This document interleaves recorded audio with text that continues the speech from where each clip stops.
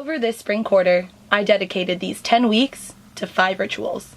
1. To set a 10:30 p.m. bedtime and get on a serious sleep schedule. 2. To be physically active at least 3 days a week. 3. To spend my money intentionally. 4. To balance my schoolwork and free time using deep work. And 5. To remain active on Duolingo and learn more Spanish skills. All of my rituals have been extremely helpful to help my personal growth.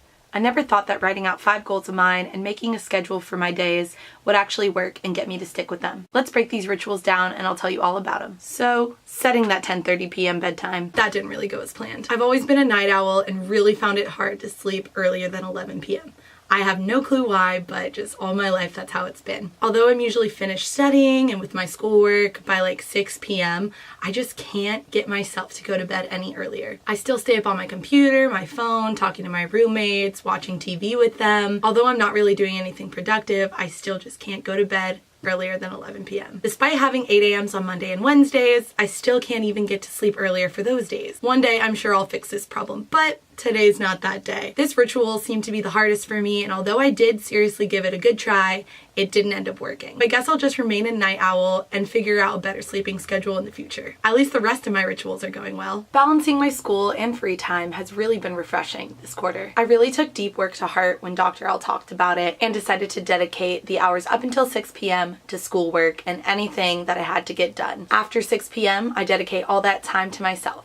I eat dinner with my roommates, we watch TV together, I even catch up with old friends on the phone after I'm done with all of my work for the day. It has been such a good shift in my productivity levels this quarter. Usually when I don't have a cutoff time, I dwell on projects, I dwell on homework, and I just never get it done in a reasonable time. Now that I have an hourly deadline every day, I really maximize the time that I'm being productive and leave the rest for me time. I've seen such a difference this quarter compared to other quarters. Usually my weekends are filled with me stressing about tests and midterms and assignments, but now I can actually say I've spent every weekend this quarter doing everything that I want with minimal amount of homework. Whatever I don't get done during the week, I dedicate my Friday mornings to. That way, while all my friends and roommates are in class, I'm doing work, and then when they're done, I'm done too. It's made me so much happier. I've been able to pick up a weekend job, and I spend all of my free time on the weekends with my friends. I'm pretty proud of my ability to keep saving monies for my abroad travels in the fall. I keep a note on my phone of all the money coming in and all the money going out, just so I know exactly where my money's going. I've even started to make a budget on Excel of all the money I'll be earning this summer and how much money I plan to use when I'm abroad. I really want to make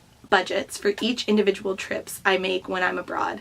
That way I know how much money I'll have left and how much money I am willing to spend per trip. It's a lot of planning, but I know it'll pay off and it'll lead to less stress when I'm actually there. Duolingo has been such a great success.